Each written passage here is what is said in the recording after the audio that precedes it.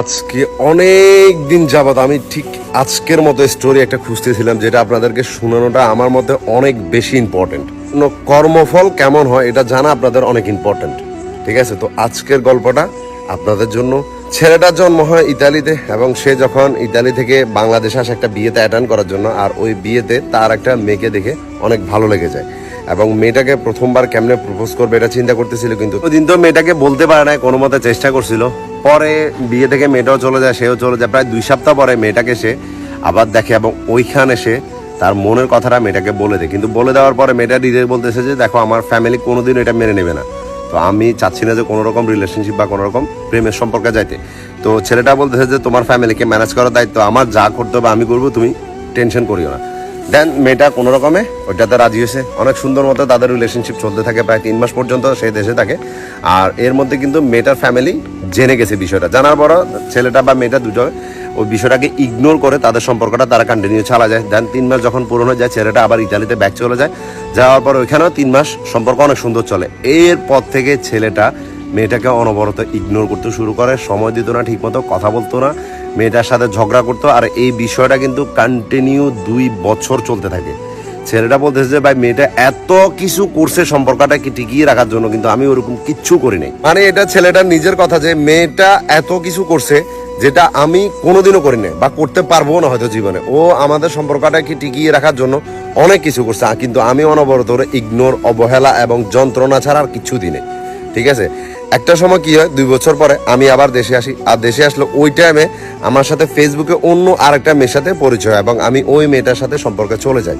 আর চলে যাওয়ার পর এই বিষয়টা যখন এই মেয়েটা জানতে পারে, ও অনেক বেশি কষ্ট পাইছে, এবং ওই দিন থেকে আমার সাথে কথা বলা বন্ধ করে দিয়েছে, সব জায়গা থেকে আমরা ব্লক করে দিয়েছিল। দেন আমি ওই মেয়েটার সাথে সুন্দর সম্পর্ক চালা নিয়ে যাইতেছিলাম, কিন্তু 1 সপ্তাহ যাওয়ার পরে ওই মেয়েটা আমাকে ছেড়ে দিয়ে চলে গেছে।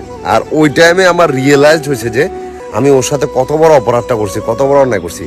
তো এই মেয়েটাও গেল, ওই মেয়েটাও গেল। দেন সে কি করছে, সেই মেয়েটার সাথে তার পুরনো ভালোবাসার সাথে আবার যোগাযোগ করার চেষ্টা করে, ওর কাছে ক্ষমা চায়, মাপ চায়, ভুল করছে, অনেক কথা বলে, কিন্তু মেয়েটা তাকে কোনো মতে সুযোগ আর দিতে রাজি না। তো একটা ছেলেটার মাথা একটু গরম ছিল, অ্যাটিটিউড ছিল, সে কি করছে, উল্টা মেয়েটার সাথে আরো গরম হয়ে আবারটা ভাষা ব্যবহার করি, যার কারণে সে আমাকে সব জায়গা থেকে ব্লক করে দিছে, এবং আমার সাথে কোনো রকম আর কথাবার্তা সে বলবে না, ডিরেক্ট বলে দিছে। তো আমি প্রায় 7 মাস পর্যন্ত তার সাথে আর কোনো রকম যোগাযোগ বা কন্ট্যাক্ট আমি করতে পারতেছিলাম না, কিন্তু আমি অনবরত চেষ্টা করতেছিলাম যে তার সাথে কথা বলার জন্য। একটা সময় এসে তাকে আমি কোনো রকম একটু মানে তার সাথে কথা বলতে পারছি, এবং তাকে আমি আবার সুন্দর করে ভুল করছি এটা বুঝাইছি। তো একটা সময় সে বলে যে ঠিক আছে, কিন্তু যে বিশ্বাসটা আমার আপনার উপর থেকে চলে গেছে, এটা আপনি আবার আমার থেকে অর্জন করে নিতে হবে, আমি আপনাকে সুযোগ দিতেছি, ঠিক আছে? দেন তারপর আবার রিলেশনশিপ কিন্তু অনেক সুন্দর মতো চলতে থাকে। মেয়েটার মধ্যে মানে 2টা বছর যে আন্ডারস্ট্যান্ডিং, যে ভুল বুঝাবুঝি ছিল, ওটা সম্পূর্ণ চলে গেছে, এবং ছেলেটাও মেয়েটাকে অনেক ভালোবাসছে, মেয়েটাও ছেলেটাকে অনেক ভালোবাসতেছে, অনেক সুন্দর মতো চলতেছিল সবকিছু। মানে আগের 2টা বছর তারা যত কষ্টে ছিল, একে অপরকে যেমনটা করে বুঝে নাই, ওই একটা বছর তাদের মধ্যে এত আন্ডারস্ট্যান্ডিং বা একজনের প্রতি একজন এত ভালোবাসা, এত কেয়ারিং আছে, অ্যাজ এ পারফেক্ট রিলেশনশিপ চলতেছিল অনেক ভালো মতো। কিন্তু এর মধ্যে মেয়েটা একদিন এই রমজান মাসে মেয়েটা তার নানির বাড়িতে যায়, ওইখানে একটা ছেলে তাকে দেখতে আসে, এবং ছেলেটা যখন দেখতে আসে, তো এর মধ্যে মেয়েটা যখন বিষয়টা ছেলেটারা জানাচ্ছে, ছেলেটা বলতেছে ঠিক আছে, তোমার ফ্যামিলির সাথে আমি কথা বলতেছি, দেখি কি করা যায়। আর এর আগে মেয়েটাকে বলতেছে তুমি আমার ফ্যামিলির সাথে কথা বলো। দেন ছেলেটা তার ফ্যামিলির সাথে মেয়েটাকে কথা বলা দিয়েছে, এবং ছেলেটার দিকে তাকিয়ে ছেলের ফ্যামিলির সবাই রাজি মেয়েটাকে তাদের ঘরে বউ করবে। তো অনেক হ্যাপিলি তারা খুশি হয়েছে যে এটা হয়েছে। দেন একটা সময় কি হয়, মেয়েটা ডিরেক্ট গিয়ে মেয়ের ফ্যামিলিকে বলে দেয় যে আমি একটা ছেলেকে ভালোবাসি, আর বিয়ে করতে হলে আমি ওরেই করব। কিন্তু এখানে এবার আসো, মেয়ের ফ্যামিলি কোনো মতে ওইখানে বিয়ে দিবে না, যাই হয়ে যাক।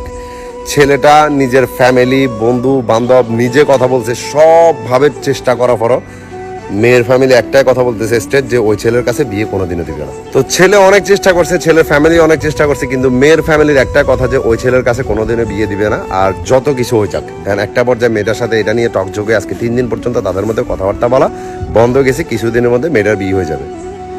তো ছেলেটা বলতেছে যে আমি অনেক চেষ্টা করছি, কিন্তু এই টাইমে যে আমি আবার ইতালি থেকে বাংলাদেশে ব্যাক করবো, আমার ওরকম সুযোগও নাই, তো আমি তারা হারাই ফেলছি। দেখে যে আমাদের সম্পর্ক আগে 2টা বছর যেমনই ছিল, কিন্তু একটা বছর বিশ্বাস করেন অনেক পারফেক্টলি সবকিছু চলতেছিল, কিন্তু এখন তার ফ্যামিলি এসে বলতেছে যে সে আমাকে, তার ফ্যামিলি আমাকে মেনে নেবে না, এর জন্য তার মেয়েকে অন্য জায়গায় বিয়ে দিয়ে দিছে। তো ও আমাকে একটা মেসেজ দিতেছে যে যাতে আমি এই কথাটা সবাইকে বলি যে ফ্যামিলির জন্য কখনো না ভালোবাসার মানুষকে হারায় না, বিকজ ফ্যামিলি একদিন ঠিক মেনে নেবে, কিন্তু ভালোবাসার মানুষটাকে হারায় ফেললে তাকে আর কখনোই আপনি পাবেন না। তো এবার ব্রাদার আমি তোমাকে একটা কথা বলি, হয়তো তোমার কষ্ট লাগবে কথাগুলো শুনতে, কিন্তু এগুলো তোমার শুনতে হবে। কর্মফল বুঝো, কর্মফল। ওই যে একটা কথা আছে না, প্রাকৃতিক শাস্তি। তুমি দেখো মেয়েটাকে কিন্তু তুমি ছেড়ে দিয়ে চলে গেছিলে ওই টাইমে, এক দুই দিন তুমি মেয়েটাকে কষ্ট দেয় নাই, পাক্কা 2টা বছর কিন্তু সে তোমার কাছে কষ্ট পাইছিল। পাক্কা 2টা বছর সে তোমার টর্চার অবহেলা সহ্য করছিল, তোমার জন্য তোমার কাছে ছিল, তোমাকে পাওয়ার জন্য অনবরত কষ্ট করছে, কিন্তু তুমি তার কষ্টের কোনো মর্যাদা দাও নাই। তুমি জাস্ট এর মধ্যে অন্য একটা মেয়ের সাথে রিলেশনশিপে চলে গেছিলে এবং 1 সপ্তাহ পরে সেই মেয়েটা তোমাকে ছেড়ে দিয়ে চলে গেছে। তো তোমার এই টাইমে কষ্টটা একটু ফিল হয়েছে, পুরোপুরি ফিল হয় নাই। দেন ওই টাইমে যদি ও তোমার কাছে নাও আসতো, তোমার এত খারাপ ফিল হতো না কিন্তু, বিকজ তুমি তাকে কিন্তু ওই 2টা বছর ওরকম করে ভালোবাসো না। জাস্ট একটু খারাপ লাগতেছিল তোমার কাছে এই জন্য যে তুমি তাকে ছেড়ে দিছো, সে অনেক কষ্ট পাইছে এটা চিন্তা করে, কিন্তু তুমি কষ্ট পাও নাই। তো এখন যেটা হয়েছে, ওই যে কথা জানা কর্মফল, তোমার কর্মই তোমারে ওর কাছে আবার নিয়ে গেছে এবং ওই টাইমে তোমার সুযোগ দিছে এবং 1টা বছর তুমি ওরে এত ডিপলি ভালোবেসে ফেলছো যে, কারণ তোমার কর্মফলই চাইছে যে তোমাকে ওর কাছে কোনোদিন রাখবে না, আর এই জন্য তোমার কাছ থেকে এখন ওরে নিয়ে গেছে এবং সেই কষ্টটা তুমি সারা জীবন অনুভব করবা। এই জন্য আমি বলি যে আমরা যদি অন্য কাউকে 1 বিন্দু পরিমাণ কষ্ট দিই, আমাদের জন্য মহাসাগর পরিমাণ কষ্ট আসবে, আর এটা সত্য কিন্তু। ঠিক আছে, এখন তুমি প্রতিনিয়ত প্রতি সেকেন্ডও কষ্টটা ফিল করবা, যে কষ্টটা তুমি ওরে দিছিলা।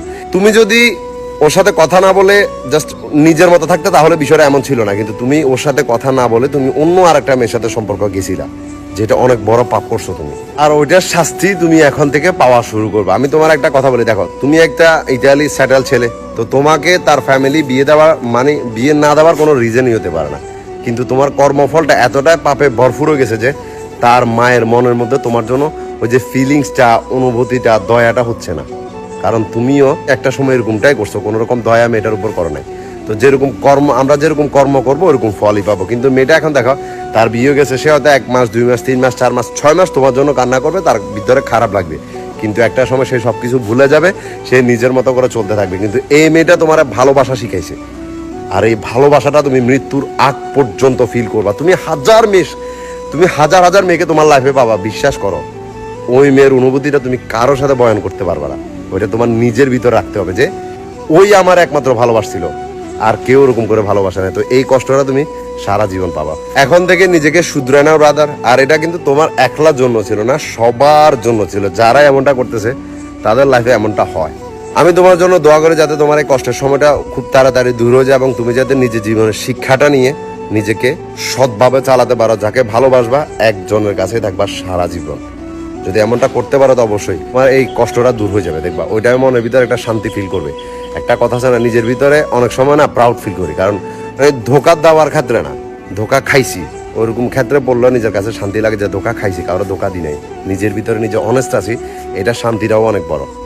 ভালো থাকবা, সুস্থ থাকবা, আর এই স্টোরিটা কেমন লাগছে অবশ্যই বলবা, আর এইটা প্রত্যেকটা ছেলে প্রত্যেকটা মেয়ের কাছে শেয়ার করে দিবা যাতে তাদের জীবনে তারা শিক্ষা পায়।